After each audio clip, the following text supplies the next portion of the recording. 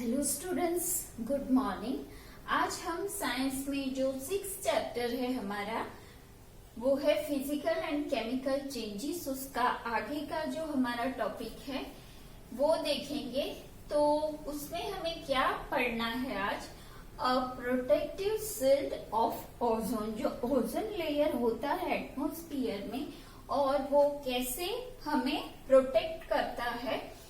तो ozone is a gas, वो one type of gas है, acts as a natural protective shield against the harmful radiation. वो हमें जो हार्मफुल रेडिएशन सन में से पास होके हमारी तरफ पृथ्वी की ओर आते हैं उससे हमें क्या एज अ शील्ड वो बना देता है और हमें प्रोटेक्ट करता है। वो कहाँ पे होता है? तो high up in the atmosphere. Atmosphere में ऊपर की साइड वो होता है। Very useful, protect us from the harmful ultraviolet radiation which come from sun. Sun में से जो अल्ट्रावायलेट रेडिएशन पास होता है तो वो सीधा अर्थ पे ना आए, इसके लिए बीच में एक ओजोन लेयर बन जाता है जो कि वो रेडिएशन को डायरेक्टली हमारे पास आने नहीं देता है। तो वो कैसे हमें प्रोटेक्ट करता है? It absorbs ultraviolet radiation and breaks down to form oxygen. It is a chemical change.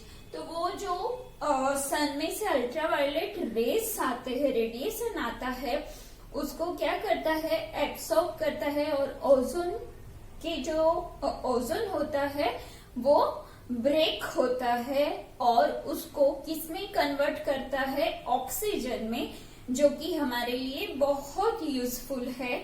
तो ये एक क्या हुआ?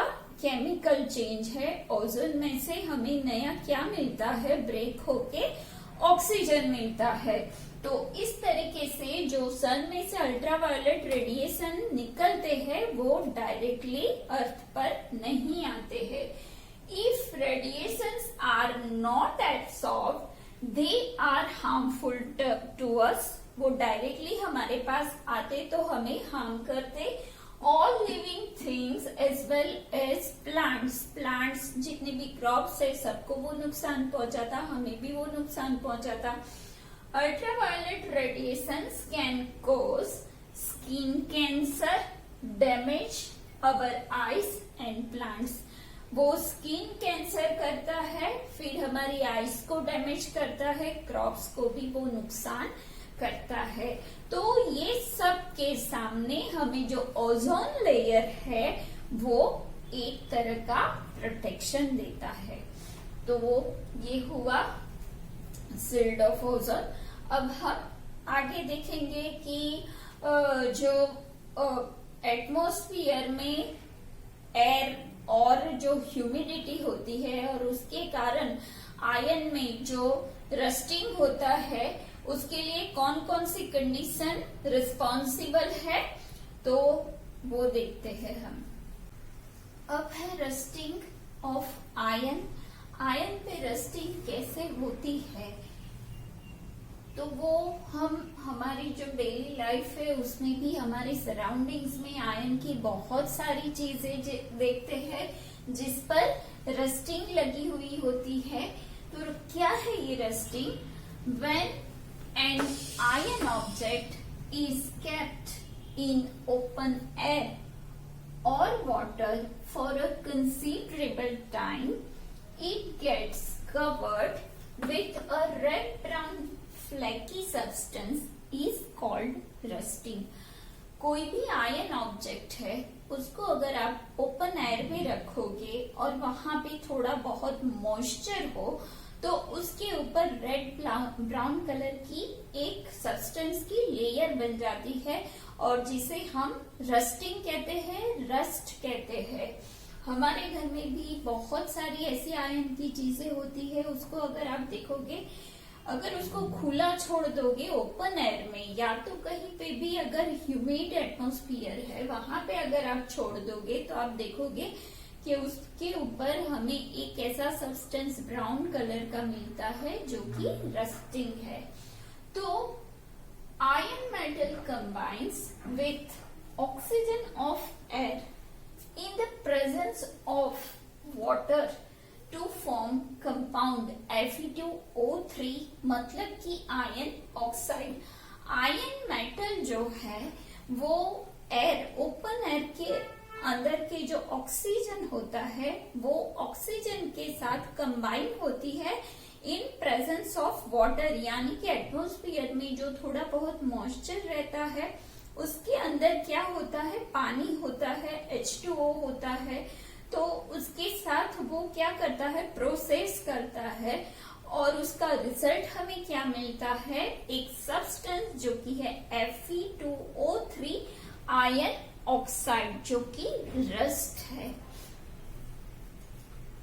तो उसका इक्वेशन कैसे बनता है, Fe यानी कि आयन, वो किसके साथ, डैम्पर। डैम्पर कैसे बनती है, ऑक्सीजन और पानी दोनों एक साथ में जब होते हैं तो वो जो एक बनता है एटमॉस्फेयर, या तो वो जो एयर बनती है वो कैसी होती है, डैम्पर होती है। और उसमें ज्यादातर जो आयन होता है उसमें रस्टिंग आती है।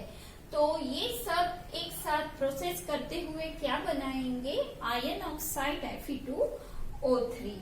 अब आयन एंड रस्ट यानी कि Fe एंड Fe2O3 दोनों क्या है, दोनों डिफरेंट सब्सटेंस है, यानी कि Fe के साथ प्रोसेस होके फाइनल प्रोडक्ट हमें एक नई मिलती है जो कि आयन ऑक्साइड है।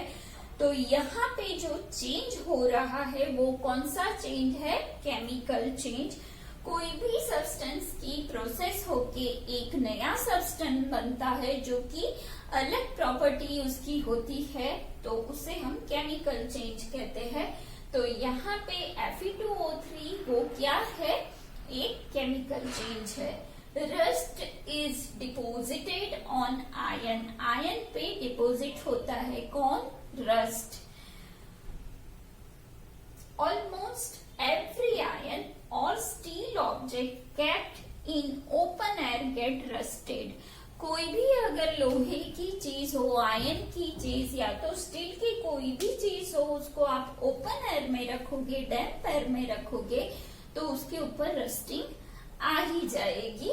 तो कहाँ कहाँ आती है रस्टिंग, तो उसके कुछ एग्जांपल्स हैं, जैसे कि गेट्स ऑफ पार्क्स। आपने पार्क में देखा होगा लोहे के सारे दरवाजे बने हुए होते हैं और उसके ऊपर क्या हुआ होता है, रस्टिंग होती है। आयन बेंचेस, आयन बेंचेस जो होती है शायद आपकी स्कूल में भी हो, तो आप देख लेना कि उसके जो ब्लॉक्स होते हैं वो आयन के रहते हैं और उस पे भी रस्टिंग आ जाती है। एग्रीकल्चरल टूल्स, जो भी एग्रीकल्चर में यूज होते हैं वो सारे tools such as spades and shovel, तो इसमें भी क्या होता है, रस्टिंग। जितनी भी आयन की चीजें हैं उस पे रस्ट आती ही है। बाद में हम वो भी देखेंगे कि उसको हम कैसे प्रिजर्व कर सकते हैं। रस्टिंग के सामने क्या क्या हम स्टेप लेंगे तो उसका प्रिवेंशन होता है। उसके बाद किचन में भी हमारे पास आयन ऑब्जेक्ट्स होते हैं, जैसे कि किचन में आयरन तवा होता है, आयरन ग्रिल्स जो हमारी विंडोज होती है उसके अंदर होती है, iron railing, pipes, nails, old cars, bicycle handle, steel जो होता है वो, ब्रिजेस है, ये सारी जो जगह है वहाँ आयरन और स्टील रहता है। तो वो सारी चीजें जनरली ओपन एयर में ही होती है। तो ओपन एयर की ह्यूमिड टेम्परेचर में दोनों के बीच में रिएक्शन होता है और रस्ट बनती है, फेरिक ऑक्साइड बनता है, आयरन ऑक्साइड बनता है। इसको हम आयरन ऑक्साइड या तो फेरिक ऑक्साइड भी बोलते हैं। तो वो रस्टिंग है। अभी रस्टिंग से बचने के लिए हमें क्या करना चाहिए, ये सारे जो ऑब्जेक्ट है उसको हम रस्टिंग से कैसे प्रिवेंट कर सकते हैं वो देखेंगे। अब हमारे चैप्टर का ये है लास्ट टॉपिक, वो है how do we prevent rusting of iron. Rusting तो होती है लेकिन उसके सामने हमें प्रिवेंशन के क्या स्टेप्स लेने चाहिए। तो सबसे पहले है बाय पेंटिंग। पेंटिंग करने से भी हम प्रिवेंट कर सकते हैं रस्टिंग से। तो उसमें क्या है, a coat of painting applied to the surface, air and moisture cannot come in contact with iron objects. Rusting will not take place all iron objects painted regularly. तो यहाँ पे मैंने पॉइंट ही लिखे हैं कि जो आपकी आयरन ऑब्जेक्ट होते हैं उसको पेंट करना चाहिए रेगुलरली, ताकि जो आयरन ऑब्जेक्ट है और एयर और मॉइस्चर दोनों के बीच में एक पेंटिंग का कोट रहे, ताकि वो डायरेक्टली आयरन और वाटर वो आयरन के कांटेक्ट में डायरेक्ट एयर और वाटर ना आ सके, ताकि रस्टिंग से वो बच सके। तो इसके लिए जो आयरन ऑब्जेक्ट्स है उसको रेगुलरली हमें पेंट करना चाहिए। दूसरा पॉइंट यहाँ पे क्या है, अप्लाइंग ऑयल एंड ग्रीस। आपको भी पता होगा, आपके घर में भी कभी कभी आपने देखा होगा, अगर नाइफ है ऐसा आयरन का तो उसको मम्मी तेल लगाती है, ग्रीस करती है, ताकि उसके ऊपर रस्टिंग ना हो। Tools and machine parts made of iron and steel are smeared with grease और ऑयल। उसके ऊपर तेल या तो ग्रीस लगा देना चाहिए, ताकि वो रस्टिंग से बच सके। थर्ड जो पॉइंट है वो है गैल्वेनाइजेशन। गैल्वेनाइजेशन क्या है, तो process of depositing a thin layer of zinc metal on iron object is called galvanisation. तो जो आयरन ऑब्जेक्ट होता है उसके ऊपर जिंक मेटल का एक थिन लेयर हम लगाते हैं, उसे गैल्वेनाइजेशन कहते हैं।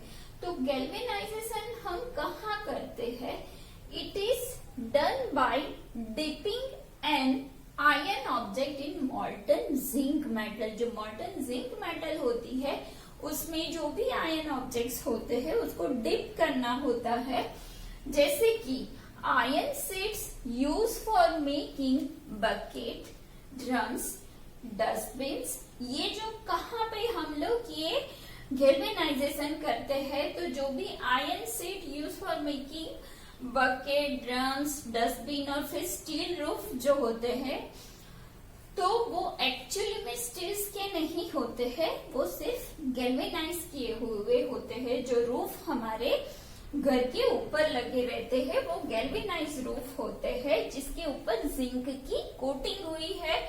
इन our house iron pipes use to carry water. जो हमारे घर में पानी की पाइप्स लगी रहती है आयरन की, उसके ऊपर भी गैल्वेनाइजेशन करते हैं। फोर्थ क्या है, कोटेड बाय क्रोमियम। ये एक मेटल है क्रोमियम की, तो उससे हमें आयरन या तो स्टील को कोट करना चाहिए। तो कॉल्ड, ये जो प्रोसेस है उसको क्या कहते हैं, chrome plating. Chrome plating, iron पर प्लेटिंग करने से हम रस्टिंग दूर कर सकते हैं। Resistant to the action of air and moisture, वो रेजिस्टेंट का काम करता है, मतलब उसको रोक के रखता है रस्टिंग को। Chromium, it is done on steel furniture. जो भी स्टील का फर्नीचर घर में बनता है, कबोर्ड है पर उसके हैंडल स्टील के हैं, तो वो सारे स्टील फर्नीचर्स, टैप्स जो आपके बाथरूम में टैप्स रहते हैं, बाइसिकल हैंडल बार्स, बाइसिकल के जो हैंडल होते हैं वो भी स्टील के, कार बम्पर्स वो भी यहाँ पे किससे, क्रोमियम से कोट किए हुए होते हैं। और हमें क्या लगता है कि स्टील के है, एक्चुअली में वो क्रोमियम की प्लेटिंग की हुई होती है आयरन पर, जिसके कारण उसके ऊपर जंग नहीं लगता, रस्टिंग नहीं होता है।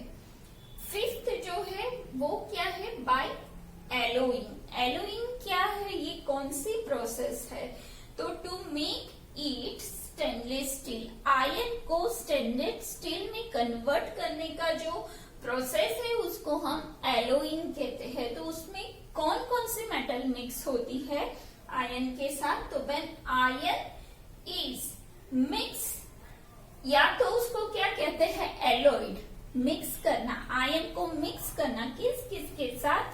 विथ कार्बन, क्रोमियम और निकल। उसमें मिक्स करने से हमें अलॉय आयन मिलता है, जिसे वो स्टेनलेस स्टील जैसा होता है। और स्टेनलेस स्टील पे कभी भी रस्टिंग नहीं आती है। तो इसीलिए हमारे घर में, किचन में जनरली खाना जब बनता है, जो भी हमारे पास यूटेंसिल्स सारे होते हैं वो स्टेनलेस स्टील के रहते हैं, क्योंकि उसमें जंग नहीं लगता है, रस्टिंग नहीं आती है। Then stainless steel is obtain. ये सब आयन के साथ मिक्स करने से क्या मिलता है? स्टेनलेस स्टील मिलता है। और स्टेनलेस स्टील का यूज कहाँ कहाँ होता है? तो कुकिंग यूटेंसिल्स, नाइफ्स, जो कि आपके घर में नाइफ रहते हैं तो उसमें भी स्टेनलेस स्टील होता है। सीजर्स जो हम किचन में यूज करते हैं और कभी कभी हमारे घर में भी यूज करते हैं। फिर सीजर्स एंड सर्जिकल इंस्ट्रूमेंट, जो भी सर्जरी के इंस्ट्रूमेंट होते हैं वो सारे स्टेनलेस स्टील के ही यूज होते हैं, ताकि हमें जब ऑपरेशन या कुछ सर्जरी होती है तो हमारी बॉडी को इन्फेक्शन ना लगे। इसीलिए सर्जिकल टूल भी किसके होते हैं? स्टेनलेस स्टील के। तो ऐसे हम लोग आयन के ऊपर जो रस्टिंग होती है उसको प्रिवेंट कर सकते हैं, ये 5 स्टेप्स से। और अब आप देखोगे कि शीप जो है, हम वो सीमेंट जो शीप रहता है उसका जो अपर पार्ट होता है, जो पानी के ऊपर रहता है, उस पे कम रस्टिंग आती है, लेकिन जो नीचे अंडर वाटर जो भी भाग है उस पे ज्यादा रस्टिंग हो जाती है। तो वहां पे भी हमें उसको प्रिवेंट करने के भी स्टेप लेने चाहिए, क्योंकि वो हमारे देश को इकोनॉमिकली बहुत ही क्या नुकसान करता है।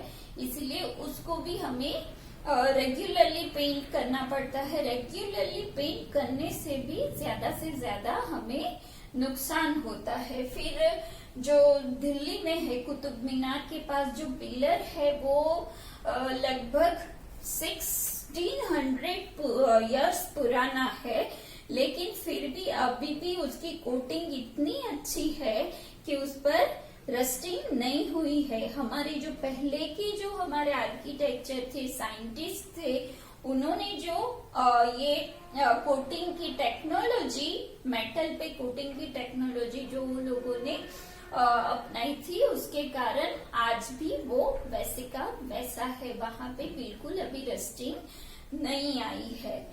तो हमारा ये जो चैप्टर है 6 फिजिकल एंड केमिकल चेंज, हम यहाँ पे आज खत्म करते हैं। अब हम नेक्स्ट वीडियो में मिलेंगे। Till then bye bye.